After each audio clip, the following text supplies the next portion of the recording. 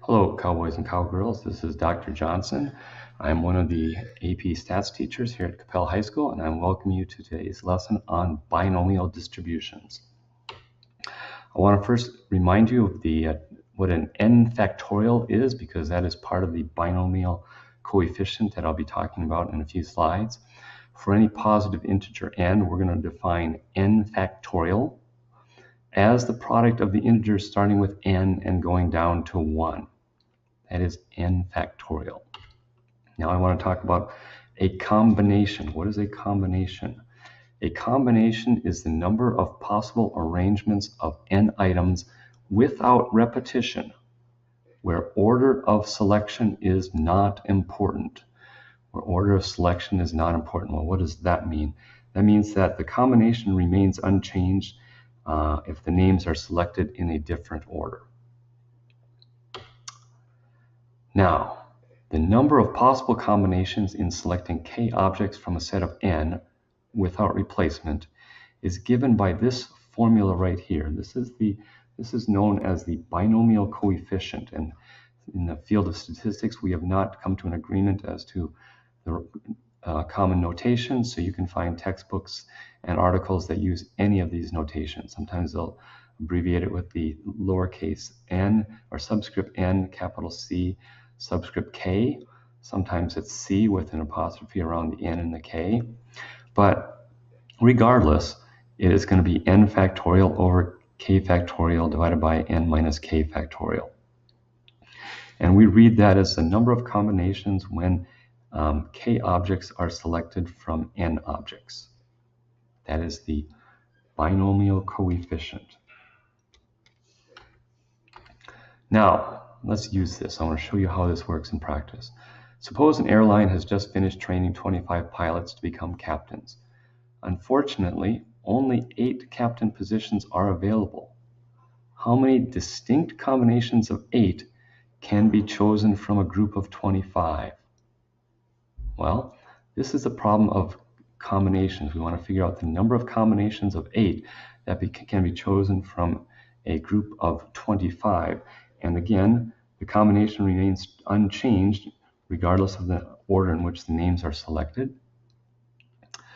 So order doesn't count.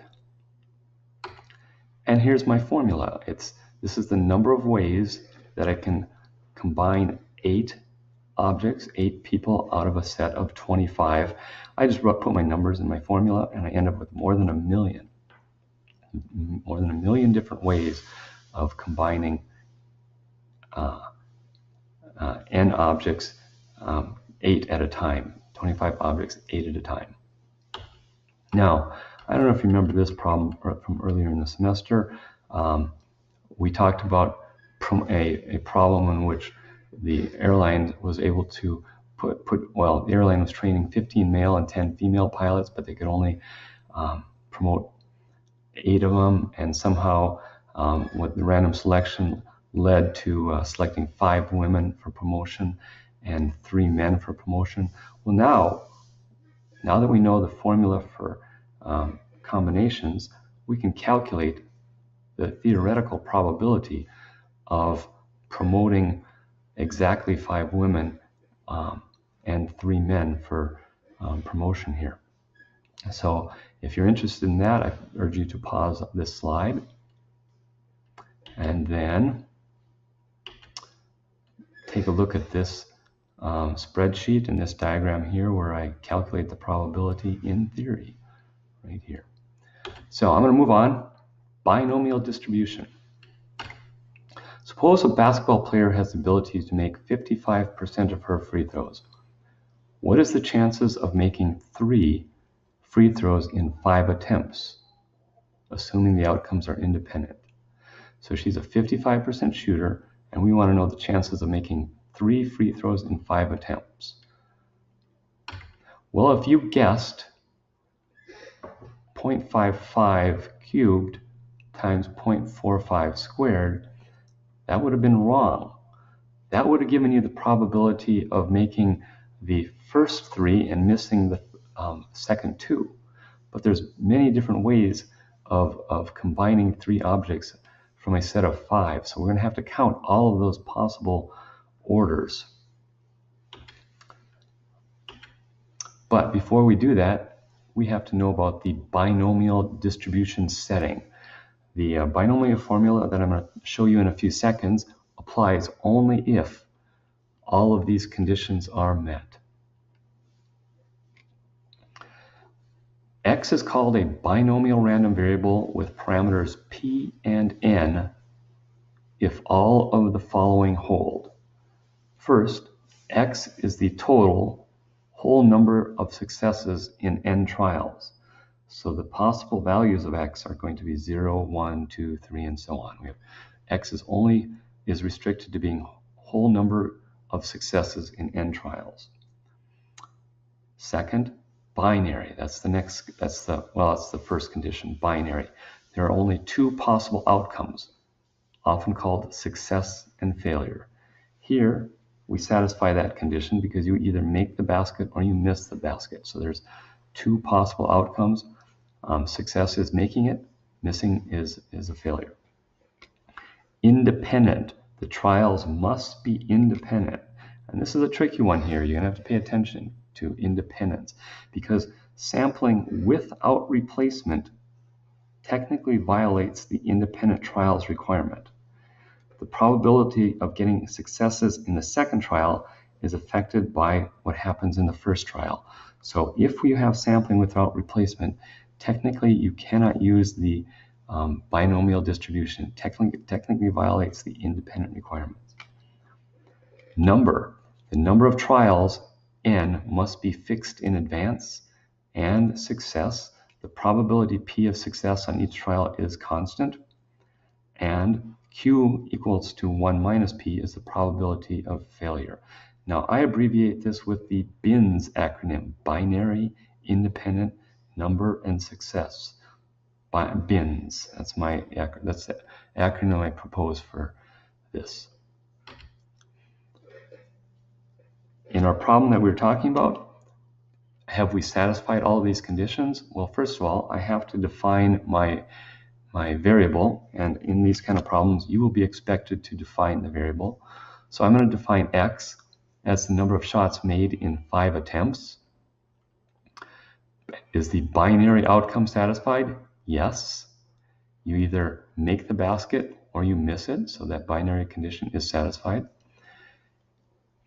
Are the trials independent? Yes. The outcomes are assumed to be independent. Are the number of trials fixed? Yes, we fixed them at 5. She's only taking 5 shots. Success, is the probability of success constant? Yes, the probability of success is at 0.55. Therefore, we can write this: X is distributed as a binomial random variable with parameters n equals 5 and p equals 0.55. N is the number of trials, and p is the probability of success. Those are the parameters for the binomial distribution. Now we can turn to our formula.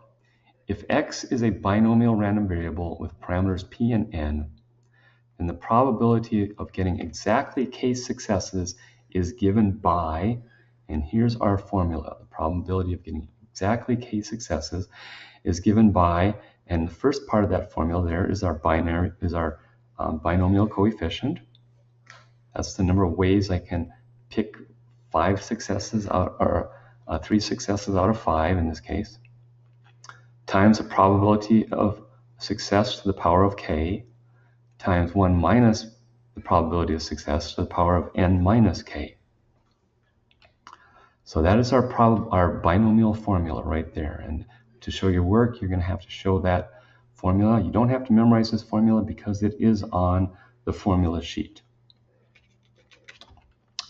So let's apply it. Let's work through this problem right now.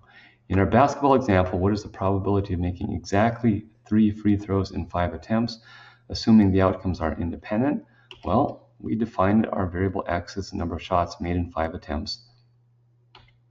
We said that X is binomial random variable with parameters n equals 5 and p equals 0.55. The number of trials is fixed at 5, and the probability of success is 0.55. Then I have to write out my probability expression right here. So the probability of getting exactly 3 successes is this, and I can just abbreviate my binomial coefficient like this. So this is the number of ways I can combine 5 objects 3 at a time right here, times the probability of success raised to the power of 3, that's the number of successes, times the probability of failure raised to the power of the number of failures right there. And if I punch that all into my calculator, I get this answer right here. Now, I'm going to show you in a second how we're going to get that answer. You're not going to plug this directly into your calculator. I worry that you'd make a mistake there. We've got a shortcut. We're going to use the Casio shortcut here. But when you answer your problem, I want you to include your calculator notation. So this part right here, this slide right here shows you everything you need to do to answer this problem. Define your variable, tell me how it's distributed, giving me the values of the parameters, write out your probability expression with the numbers from the problem in it, and your calculator notation. Now, I want you to take out your calculator, and I'm going to show you how to do this problem on your calculator. So here we are. So on your Casio calculator, go to the Stats menu. That's menu number 2. Then, since this is a distribution, we want to hit Distribution. What distribution is it? This is the binomial distribution. And which function do I want? I want binomial PD, binomial probability distribution. Now, you're going to get a screen that looks like this. Sometimes you might have the word list there, so you're going to have to select a variable. And then I want you to input the x, the n, and the p. So my x value is 3. We have 3 successes out of 5. The number of trials is 5, and the probability of success is 0.55. Now I've inputted all my inputs here, and I hit execute, and I get a screen that looks like this. My probability is 0.3369. So I go back to my problem right there, and I put my probability right there. My answer is 0.337. Now I've completed that work. I have my calculator notation, so that problem is done. I'm going to show you a different problem, example number 2. In our basketball example, what is the probability of making 3 or more free throws in 5 attempts, assuming all outcomes are independent? Well, we know this satisfies the conditions for the binomial distribution. We've already checked that, so I don't have to do that again. If I haven't already, I need to define my variable. So I'm going to define x as number of shots made in 5 attempts.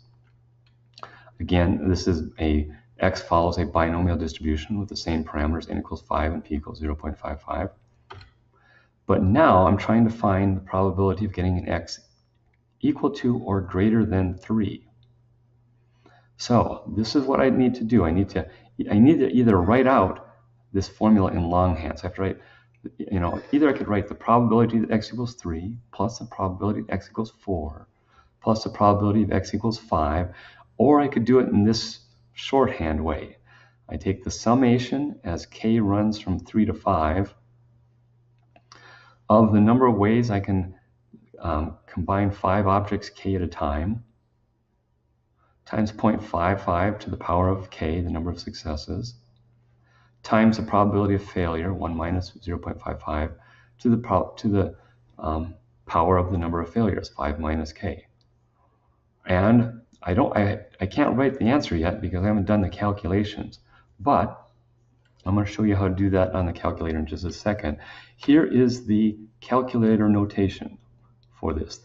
This time we're going to use the binomial CD function, the binomial cumulative density function. Our low is 3. Our upper value for x is 5. N is going to be 5, and the probability of success is 0.55. So again, let's go to your calculator. If you don't have your calculator, we'll pause the screen and get your calculator going. So on your calculator, go to the stats menu, that's menu number 2, select distribution, then select binomial, because this is a binomial distribution. And now, since we want to cover a range, we want to use the binomial cumulative density function, binomial CD, BCD function. When you get to this screen, it might say list again. If it does, you want to select variable. And we're going to input the values for x, the lower and the upper values for x, n and p. So here we have it. The lower value for x is 3, the upper value for x is 5. The number of trials is 5, and the probability of success is 0.55. So when your calculator inputs are loaded up just like this, then you can hit execute and you should get this answer. The probability of success is 0.593. You might have to pause here for a second and get all this work done to make sure you check your work. So I take my answer, 0.593, and I'm going to go back and I plug that as my answer for the probability that x is greater than or equal to 3. That's today's presentation. I thank you for listening.